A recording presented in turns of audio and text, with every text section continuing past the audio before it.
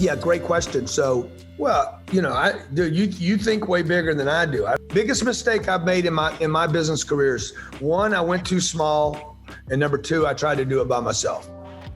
I don't trust people. I trust statistics. Human beings on planet Earth are, basically untrustworthy. I have people that have been with me 10 and 12 years. Lots of people that have been with me that long, okay? I still don't trust them completely because... And most people wouldn't have the balls to ask you this. What's your marketing budget? We don't have a budget. We spend, I wish I could spend more money on marketing. I'll spend probably 12 or 15 million bucks this year in marketing. What's your asset portfolio as we speak, evaluation? The real estate's probably it's going to be, I closed the deal today for 165 million. So it'll take us to 2,365 million.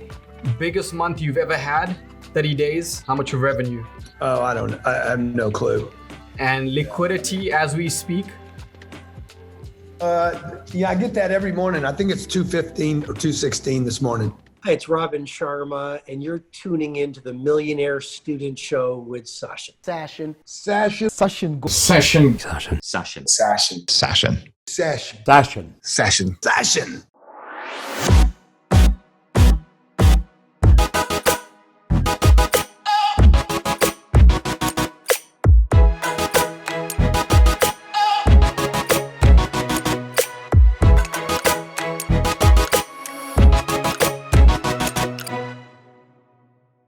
Hey everyone, welcome to another episode on the Millionaire Student Show, where I get the opportunity to pick the minds of this generation's thought leaders, change makers, disruptors, innovators, and inspirations. Dissect their story from the pain they went through, the price they paid, and what their prize looks like today. I formulated the Millionaire Student Self-Development System and Company because this is what I was searching for when I first entered the entrepreneurial world at 17 years old. My mission and purpose is to serve you with virtual mentorship to consciously make your clock tick without taking the thunder away from today's guest. Before he built 5 businesses and a multi-million-dollar fortune, he was deep in debt and addicted to drugs. Through sales and real estate, he made his first million at 30 years old. Today, the world knows him as top international sales expert, real estate mogul with $100 million annual revenue from his 5 companies. He's a real estate tycoon that has a present-day property portfolio valuation of $1.4 billion, covering around 4,700 units of multi-family properties throughout many American states. He has also built up a disruptive brand, which comes from him being an author of 7 sales and business books, including the New York Times bestselling author of 3 books, The 10X Rule, If You're Not First, You're Lost, and Sell or Be Sold. He is featured on Fox News, Fox Business, CNBC, MSNBC. He's also a contributing writer to Forbes Success Magazine, Business Insider, Entrepreneur.com, and Huffington Post. He has trained the sales force of multi-million-dollar empires such as Google, Sprint, Aflac, Toyota, GM, Ford, and thousands more. Not only does he make his own money, he has also raised $200 million for charity. The Millionaire Students, please help me in welcoming today's guest. Forbes chose him as #1 out of 25 marketing influencers to watch out for in 2017. He urges his followers and clients to make success their duty, responsibility, and obligation, and to rise above outdated, unworkable, middle-class myths and limitations in order to achieve true freedom for themselves and their families. He's known as the 10X man, Grant Cardone. Grant, thank you for being on the Millionaire Student Show today. I truly appreciate it, man. It is my pleasure, my honor. I am humbled to be with you. And this is my first podcast in South Africa. So I've always wanted to come there. One of the places I have not been yet, and I cannot wait to come and be with you. Let's make it happen. So on the Millionaire Student Show, throughout our conversation, the mission and purpose is to dissect 3 Ps. The pain you went through in life, the price you paid, and the prize you've manifested into reality. What was life like before you turned 30 and made your first $1 million? Well, look, it's been very painful. Like the whole way, man, it's been painful. The one thing that I have learned along the way, though, is there's pain either way. So it's more painful actually to fail. And anybody out there that's struggling right now, maybe you can't find a job, or maybe you're in a job you hated. My first 7 jobs I was fired from. The last one that I wouldn't leave, they tried to fire me, but I wouldn't leave. I didn't like that job either. There was not a job that I liked. I grew up in a family of 7 people, man, in a 1,400 square foot house. We didn't have any kind of support or help or employees. We didn't have partners, working with us. So look, I grew up if I go back before I was successful, I grew up in a family of 7, small little house. My dad was working, really trying to do the best he could to take care of the family. He did a great job. My mother was taking care of the family. This was a traditional kind of family. Mom didn't work, dad did. He died when I was 10, left a big vacuum in our household. And then from the age of 10 to 25, I was just lost, man. For 15 years, I was just doing whatever anybody told me to do, couldn't find my way, really missed my dad and the mentorship and the guidance, and got lost along the way. I had a lot of debt by the time I was 25, had a college degree. I was a bad student, went through a bunch of jobs. And I was just, at the end, I was just holding on to a job I had. And I had this moment where I was like, you know what? You hate every job you've ever had. You need to get great at the job you hate. And like a lot of people, like they bail out of their job and they go work for themselves. I did not do that. Okay. I didn't do that for years. It would be another 5 or 6 years before I would work for myself. I learned how to get great making up somebody else money. When I made that decision to get great, dude, everything changed for me. I put my heart in one thing. I had a sales job, and I did not like it. I didn't like the sales game at all. And I leaned into that thing and I said, I'm going to get great at this thing. And I did. And it's interesting because the moment I started getting good at it, I started liking it more. When I got really good at it, I'm like, dude, I don't just like this job. I love this job. And it would end up becoming the thing that I would first become kind of famous for. And so when I was 30, I went out on my own. I lost that job, by the way. I ended up getting fired. Actually, I'm not sure whether I got fired or I quit, but it was a combination of both, right? And I went and started working for myself, training other people how to do what I had previously not liked to do, which was sales. And I started consulting companies to change their sales practices to be more effective, more customer friendly, more transparent, and created a business out of that. So it's a crazy thing, dude. The point of the pain actually became my prize point. And in the midst of adversity at 25, you were in rehab for drug addiction. How did you get introduced to drugs? And looking back today, what did that phase in your life teach you? It was terrible, man. From 15 to 25, I used drugs every day. I got introduced because a friend of mine, Russell, Brian, and my twin brother they were starting the weed thing. I didn't want to do it. I did it because of peer pressure. This is 35 years ago. No, 45 years ago. Wow, dude, I can't believe that. So, weed wasn't even that good back then. Now it's like so potent. My friends tell me it's just like crazy. 1 or 2 hits and you're like off. And so I smoked, we started smoking weed at 15, 16 years old. And then next thing you know, I'm a full blown drug addict.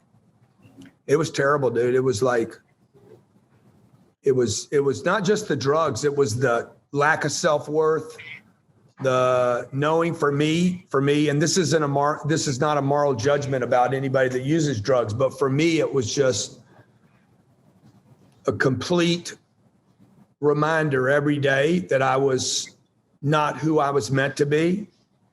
And it destroyed my self-image. It bankrupted my self-worth. I became dependent upon the drug like I was using every day. And finally, at 25 years old, I went to a treatment center. I got one day without using, then a second day without using, and a third day. And now it's been, 35 years or so. So was it a conscious decision, or maybe was it results or a mentor, or was it something else that helped you transition from the low self-esteem to having the confidence to conquer the world that you have today? Yeah. So in the beginning, it was just stopping the one thing I was doing bad for myself. Even in my worst and darkest days, I had this little flame, this little delusion. That's what they called it. They said, "You're delusionary, dude. There's no way." When I was 8 years old, I thought I'd write books. When I was 15, I said, "I'm going to be a public speaker one day." When I was 16, I'm like, "I'm going to be super rich. One day I'm going to get so rich." Okay. And dude, I've done all that stuff. I've written 21 best-selling books and business programs. I've spoken to audiences almost every continent except Africa. And we now do some of the largest conferences in the world. 34,000 people come to our audiences. People pay $10,000, $15,000, $20,000 to come to them. You know, I've done gigs with Kevin Hart and, it's crazy. My life is crazy today. So, but back then there was this little thing that was like, I know I can be somebody, but every day I actually negated that by my actions with drugs. And then one day my mom at 20, I think I was 25 years old. It was almost my 25th birthday. And she says, "I'm done with you." And she was my best friend. She was a mentor for me. She was my only mentor really at that time. And she's like, "I'm done." When she cut me off, literally within 4 days, I was in a treatment center. So you've been in business for more than 3 decades now. What motivates you to keep going at the same pace as you did when you were younger? Well, you can't be motivated to go at the same pace. You either go at a greater, bigger pace or you get demotivated. So I got buddies of mine that have been really successful and they're like, "Bro, where does your fuel come from? Like, you got some gas in your tank." And I'm like, you have settled for what you did yesterday and I haven't. So like, I'm trying to do bigger deals. The way to stay motivated, man, is to do something bigger, not to do the same thing over and over. You do the same thing over and over, everybody gets burnt out on that. Burnout is doing the same thing over and over and over again. And people think, okay, I'm going to quit doing anything and I won't be burnt out. No, you're going to go from burnout to depression. If you do nothing, you'll be depressed. This happens to everybody. Everybody that I know says, "Dude, when I don't do, I get depressed. When I do the same thing, I get burned out." So what I do is I just take everything to another level and go play a different game, which requires me to learn something new. As long as I'm learning, bro, I can't burn. I mean, right now as we speak, when you got that momentum, you're naturally high. You're not dependent on anything else out there. So I've got the Millionaire Student community, which is remaining in student mode before you become that millionaire. And when you do become one, stay in student mode to maintain and sustain it. You've got 10X rule. Both of them resemble a lot of similarities. What does 10X mean to you? And what type of 10X mentality and work ethics do you expect from your mentees and those who work for you? Yeah. So look, you can't really sustain success. You either expand it or you lose it. I understand what you're saying when you say sustain, which is to keep, right? To keep, but you can't really save yesterday, right? It's gone. It's already gone by the time, like we even talk about present time. Present time is gone as I say it. So I have to create a new future all the time. You got to stay and create. The way to sustain, if we want to use that word, is to continually create. Otherwise, you're just maintaining something you've already done. Like a piece of art. I could paint a piece of art and I need to keep it clean. I need to keep it protected. I need to, prevent light from damaging it or water. But that's not like creating a new piece of art.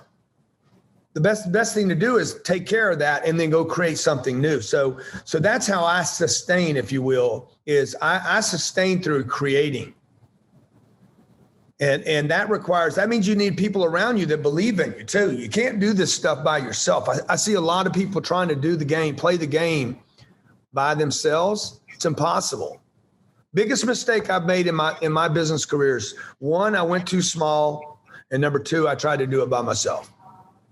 So you became an overnight success in the public's eye from 50 to 60. Whilst behind closed doors, you put the work in for the first 50 years. How many businesses did you start that failed? And I'm asking you this because in 2019, I started 19 companies. 7 of them made 7 figures, and the other 12 I just walked away from. We walked away from a business pre-COVID, or right when COVID hit. I walked away from one this year. And then I walked away from another business, actually sold it before I lost my shirt when I was probably 36. So I've had 2 failures. The failures haven't been the issue. It's the stuff I didn't lean into all the way. Really, if you ask me about my failures, I'm thinking about the stuff I just slow played. I didn't grow it fast enough. I should have grown faster. I should have been more aggressive, not less aggressive. I should have been more aggressive, less conservative. What is your formula to balance your business and then delegate to those who you trust? That's a tough one right there. So look, I don't trust people. I trust statistics. Human beings on planet Earth are, basically untrustworthy. What I mean by that is human beings are good. I truly believe 98% of all human beings are good. Maybe there's 2% that are wackos that are, they're not worth investing in, shouldn't trust them, shouldn't have them around you. But the problem on this planet is we are bombarded with so much garbage that it would be irresponsible for me to trust a human being because of the amount of garbage I know from my own life. There was a period of my life where I should not have been trusted. I should have been treated like a liability. People should have stayed away from me.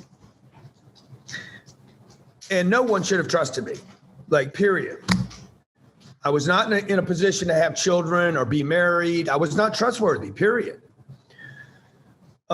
So that being said, look, I have people that have been with me 10 and 12 years, lots of people that have been with me that long, okay? I still don't trust them completely because I know they're being bombarded with media that's negative, media that's false, information that's incorrect, propaganda in America, like this place where we're supposed to be free. The propaganda in this country is unbelievable. People are being introduced to drugs in their systems. The big pharma companies are saturating people with drugs. The FDA in the country, bad foods. Almost all American families are addicted to sugar.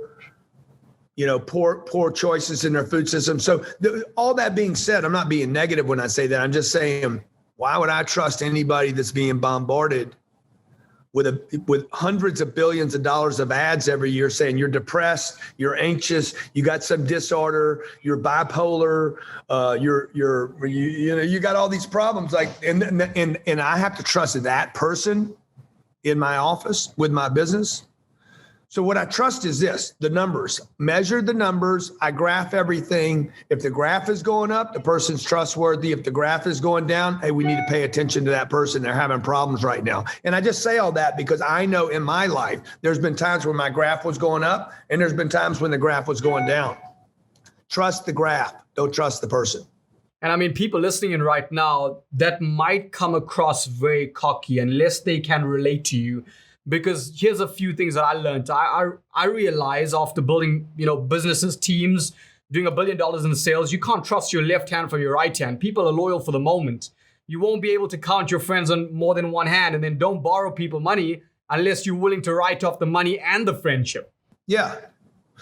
Yeah. And so if that, you guys that think that was cocky, what I just said, I'm just, Call me in 30 years. Tell me if it's still cocky.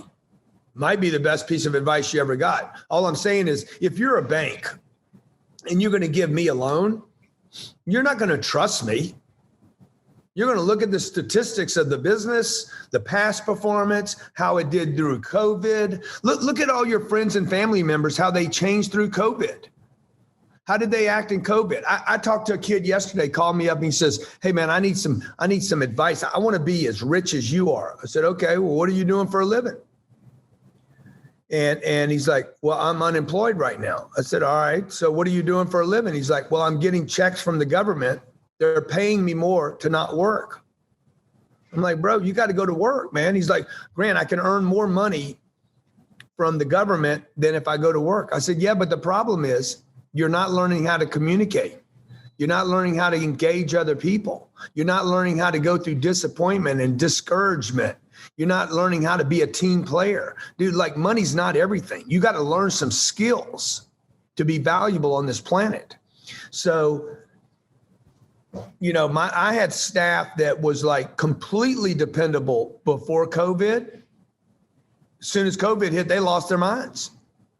Guys are married, gal's married to her husband, the parents get sick, like things happen. Like, that's all I'm saying to you. I'm not saying. I have 500 employees. I have partners in every business that I have. There's a partner. I believe in people, but I also know if you're going to be a successful business person for 3 or 4 decades, if you're going to be successful, truly, really successful, you have to keep your heart connected to people to want to help them, but you got to keep an open eye to say, hey, human beings fail. They're good, but they do get hit with a lot of stuff every day that causes them to do sometimes the wrong thing. Grant, why is money important to you? And what was that figure that you achieved when you realized everything I do beyond this is beyond money? Money is very important. You know, money is, I never talk poorly about money. Money is, to me, money is a spiritual device. To me, money is an indicator of my spiritual condition. If I'm in really, really good spiritual condition, I should have money just rolling in hard at me. It wasn't a number. It's not a number that hit. It's really the cash flow. It's money coming in from a lot of different directions so I can continue to expand. You know, the fear, money's a weird thing because it's like, it's really worth nothing except if you have confidence in it. But more importantly, if you have confidence in yourself, you really don't need money. You know, you need money, though, to pay other people because they have the same problems. They need to pay for their food and their rent and take care of their kids. And they can only perform. You don't want somebody performing on your team that has a money problem every day. You can't perform well under a money problem every single day.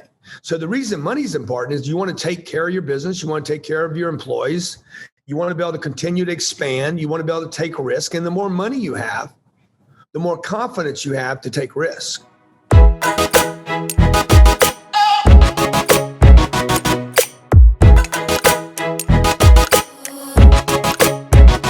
Hey, I want you to take a quick split second of your time. All I want you to do is hit the subscribe button and turn on your notifications. I want to update you when I have a next iconic guest on my show. Stay in student mode. Hey, Grant Cardone here, and you're tuning in to the Millionaire Student Show with Sashin. So what scares Grant Cardone?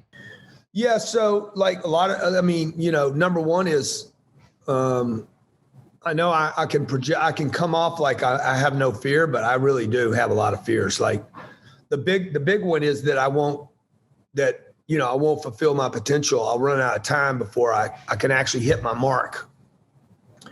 I'm 62, I'll be 63. So you know, at this age, you start thinking about the expiration date. Even though I've been thinking about the expiration date since I was like 10 years old, man. I've always felt like I was running out of time.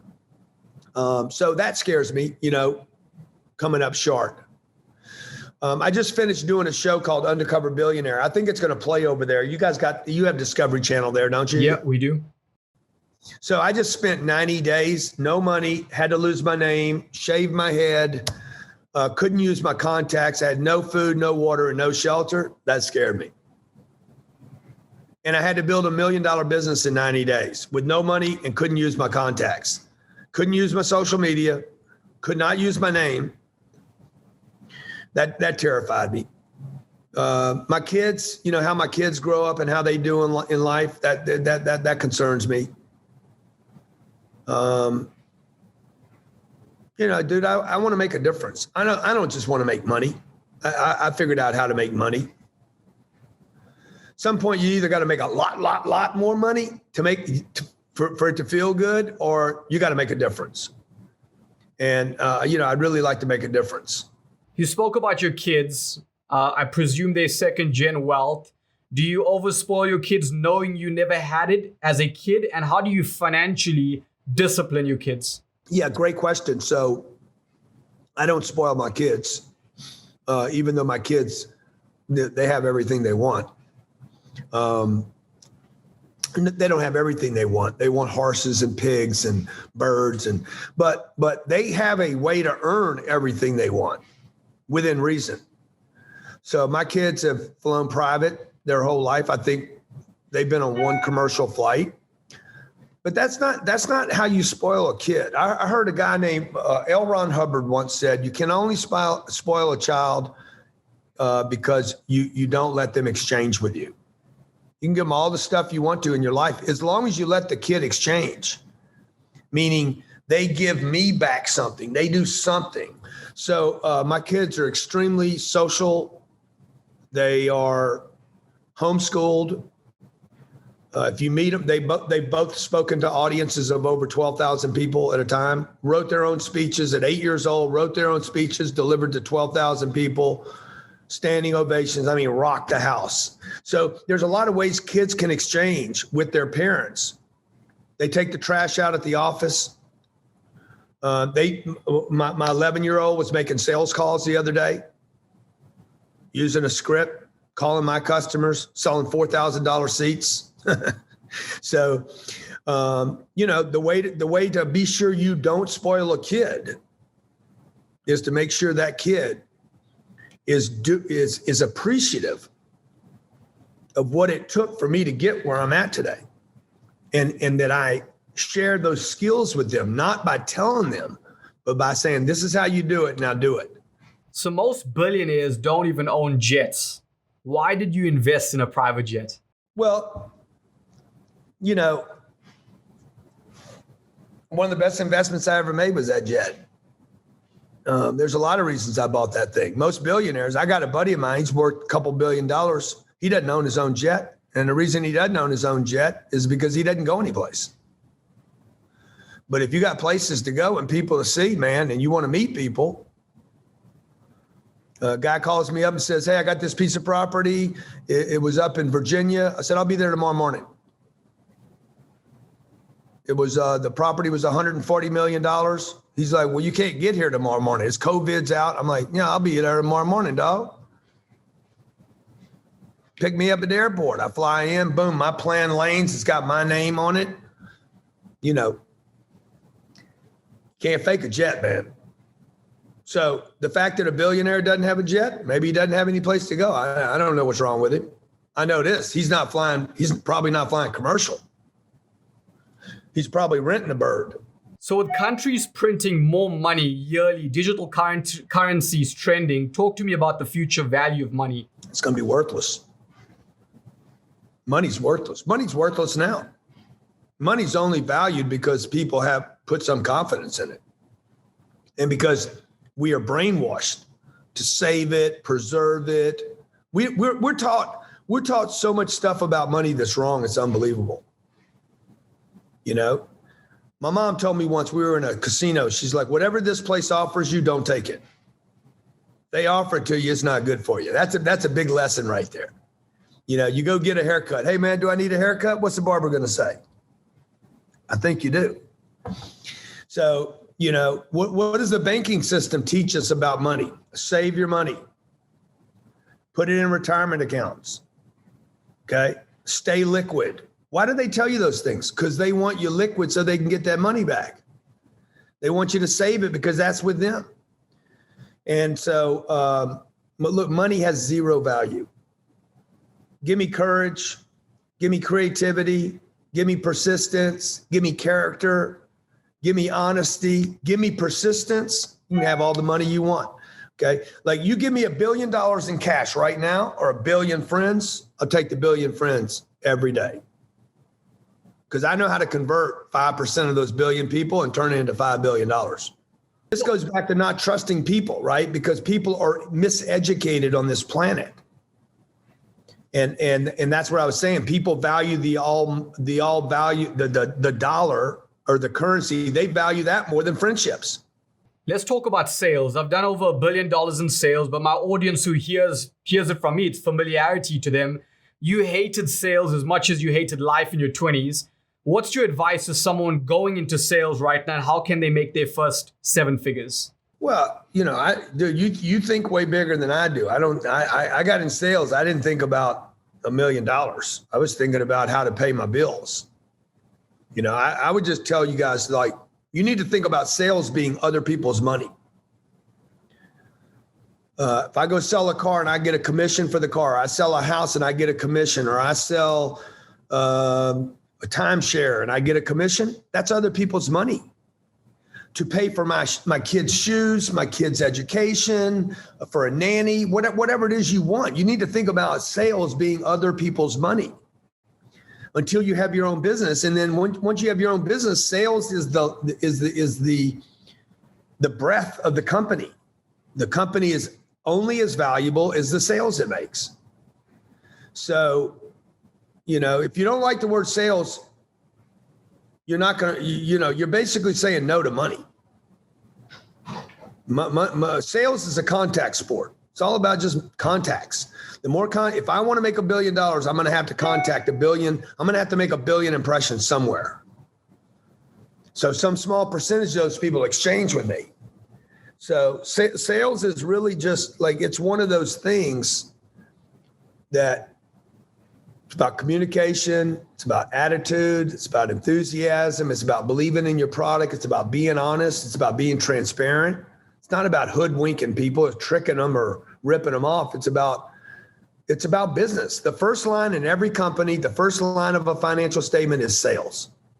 That's how important it is. It's not on a second line. It's the top line of every company everywhere in the world, whether it's China, South Africa, or America, Australia. The top line of every company is sales. So how important is it? The most important. So what do you think is the most misguided practice in sales? Trickery. All these bozos on the internet, these garbage bags teaching people to trick people and manipulate, and I'm going to match and mirror and you use some kind of pseudoscience to shortcut. Dude, I have 150 salespeople in my organization. I'm like, guys, if you try any tricks here, you're going to be fired here. Just be straight up with people. Here's my product. It's $10,000. This is what you're going to get. Have you seen enough to make a decision? Anything short, when you start trying to do the tricks, you're just trying to get rid of the work. The work is the top line, the volume of activity. And the top of the funnel determines what ends up at the bottom of that funnel. And so if you go wide on the top of the funnel, number of calls, number of outbounds, number of emails, if you're willing to do the work, the hard work, the disappointment, the discouragement, the no answer, you will end up something at the bottom. The reason these guys, and man, I got like 3 guys on my mind right now that are just dirt bags. The reason they teach the tricks is they don't want to do the work at the top. Like, I never become someone else to sell you. If I have to like match your jacket, do your hair, like I got to, be just like you. And dude, that takes a lot of energy. I want to put my attention on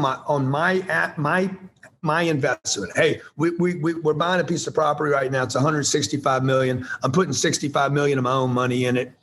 Are you liquid enough to invest in it? Do you invest with other people? The return's going to be about 5% a year and then a double. You interested in this or not?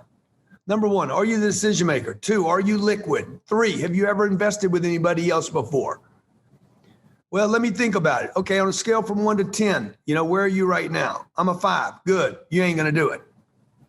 You're not going to do it if you're a 5, okay? Because in 5 days, I closed the deal. So you're not coming in on this one. Let's stay in touch. God bless, be great. And I need to understand he's not coming into this deal. And I need to go make another call. Grant, you just released Undercover Billionaire. What was the hardest thing about being an undercover billionaire? Being undercover, dude. Like the hardest thing was being another person. I had to mock up a new identity. I had a full beard, bald headed. Let me see if I got a picture. This is what I look like. Guys like me and you that are good looking. See, that's what I look like. You guys like me and you, man, we look so good. We like the way we look. We fresh. You got your gel in, you spiking it up a little bit. I had to give up my name, giving up my name, dude. I've spent 32 years building my name. My dad told me something before he died. He's like, son, your name is your most valuable asset. Never do anything to disparage it. I couldn't use my name for 90 days. I had no food, no water, no shelter. Can't call any of my friends. I'm not Grant Cardone anymore. Now I'm Lewis Curtis. I got to lie to everybody. Everywhere I went, I had to lie. It was the hardest thing I've ever done in my life, man. And I got to figure out not only how to feed myself every day. I lived on freaking rice. A boiled egg was like a big deal. I found some donuts in a truck one day, and I thought I was having Thanksgiving. True story, dude. I lost my mind. Stale donuts. And I was like, oh, my God, I'm a feast on this. I didn't have any money. I couldn't use any of my money. I couldn't use any of my credit. You even got a little scared thinking about it, didn't you? So, and I got to not just feed myself, but I got to turn, they gave me $100. That was my working capital. I got to turn that into $1 million, and I got to do it in 90 days. And then COVID hit. It'll be out January 6th, dude. It's going to be a killer show. Nice. I'll definitely update this and put the link in. Last few questions. If everything was taken away from you and you had to start all over again, but you couldn't go down the path that you currently walked, which is real estate, what industry would you conquer? Well, I would definitely, I'm going to show you in the show, you're actually going to see me do that. So let me just leave it at that. In the show, you'll see exactly what I pick. And I literally lay out what I'm going to do on day one of this adventure. And my plan kind of laid out. I laid out what my plan was going to be, what I was going to do, what I was going to create. And it almost worked out exactly the way I said it would. What's your take on network marketing? I love it, man. I love network marketing because, again, it's about people. It's a built-in audience. The number one reason to do network marketing is because you get a built-in community to mentor you. It's not the opportunity. The opportunity is not the first thing. The money's not the first thing. First thing I would say is the built-in community. Two, typically, probably not every one of them, but most network marketing companies have superior products. And the third thing is the opportunity to make money. I mean, that's how I started off 9 years ago. I built an organization of 150,000 plus people. And I believe, with relationship management, the right product, and definitely the right compensation plan, that's how you build a brand. That's how you build residual income, what we both preach daily about. To wrap it up, Grant, what does self-talk and your internal dialogue with yourself sound like? Well, I got two tracks going on all the time. I have a very, very conservative, almost wolf-like, waiting for the doomsday. Something terrible is going to happen. But over the years, I've also built this other voice, and it's like, because I have time now, I got a track, I got a period, I got 3.5 decades of winning. since that period of time where I was not winning in my life, I have accumulated a lot of wins. And there's just, I'm right more often than I'm not. And I know that's going to sound arrogant, but it just takes time, man. You got to, the voices don't really go away. The negativity, the limitations, those don't really go away. We all have them. I think everybody has them to some degree, some more than others. I spent a lot of time on my spiritual development to clean up a lot of that stuff. But the things that I have done, doing this changes the voice. It gives you confidence. It gives you a track record. It gives you something to remember. Oh, wow. Remember when you did that? That worked out.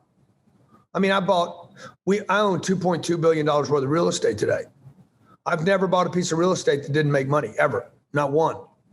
They make different amounts of money. Some of them are doubles and triples, and some of them are 10Xers. But I've never lost one that lost money. So I'm like, I'm pretty confident in picking a piece of real estate. That being said, my negative voice that's waiting for the next shoe to drop, for the failure, for me to fall flat on my face. It's been there for 50 years, by the way. It's never going away. That voice has kept me from making decisions on deals that I should have done. But I talked myself out of it because it beat what I knew to be right. I want to ask you a few questions, money questions, figure questions, and most people wouldn't have the balls to ask you this. What's your marketing budget? We don't have a budget.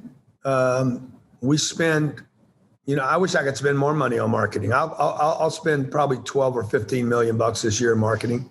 What's your asset portfolio as we speak, evaluation? The real estate's probably it's going to be, I closed the deal today for 165 million. So it'll take us to 2,365 million.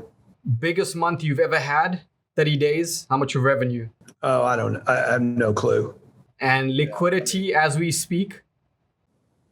I get that every morning. I think it's 215 or 216 this morning.